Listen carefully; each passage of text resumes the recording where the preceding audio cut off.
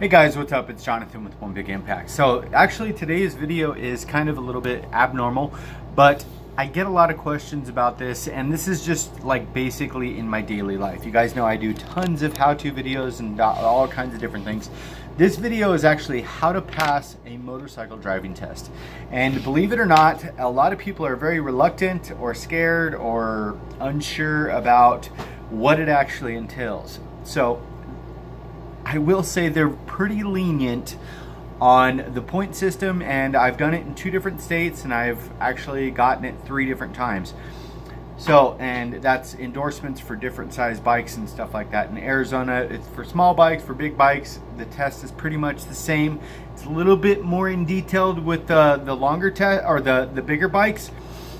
So I have 5 things that I want to cover, and these should be able to be discussed pretty quickly. The first thing is get your permit, study the book. Okay, don't think you're gonna pass if you don't study the book. Cram if you have to. I crammed for it in 24 hours, went and did it, passed it, only missed 1. Okay, now, and that's not very good reading retention. Once you pass it, I would say practice depending on your level of ability, because a lot of people go from riding off-road. I've rode off-road all my life, like dirt bikes and stuff like that, so I'm familiar with braking, clutching, and switching gears and stuff like that, leaning into your turns, leaning out of your turns, depending on which ones. But get out there on the physical road. The physical road is a lot different than off-road. It's not different in the sense of how to ride the bike. It's different in the sense of avoiding cars, checking obstacles, being comfortable with different situations and things like that.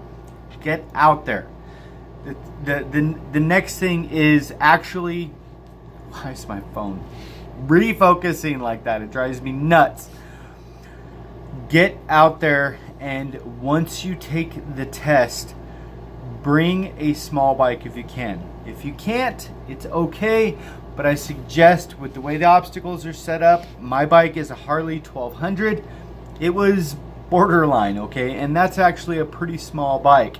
I would say bring, like a 250 crotch rocket or something like that, good with turns and stuff like that. If you can. If you can't, don't sweat it. It's okay. The point systems are usually pretty lenient. The next thing is practice obstacle avoidance, and this is going to be I would say this is probably the hardest one for me. They set up cones in about a 20-foot line, and I would say they're about 3 feet apart, 3 to 4 feet apart, and you're basically just weaving in and out of the cones, and it's kind of like get up to speed and then you're coasting through. You can't put your feet down, you can't do things like that, you can't lay the bike down, and you can't stall.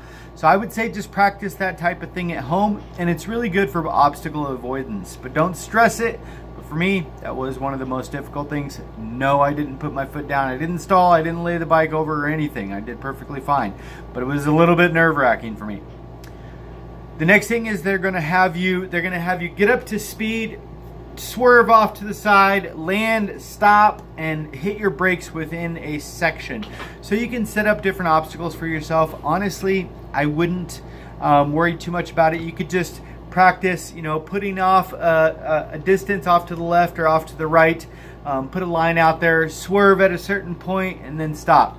It was a little bit of a tight situation, but it's important that you understand, hey, that's how it can be with cars and stuff like that. You got to swerve and stop, and you got to be able to do that without laying your bike over or hurting yourself or other people. The next thing is balance. You need to really focus on your balance, because they're going to have you doing some kind of tight turns. Remember, if you're doing a super tight turn on a bike, you're leaning away from the turn. Otherwise, you're going to fall into the turn. Your body weight's going to go down. If you're doing a wide turn, you're going to lean with it.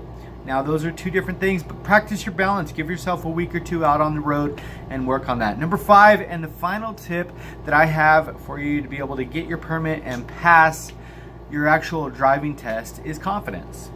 Don't overthink it. It's really not that big a deal.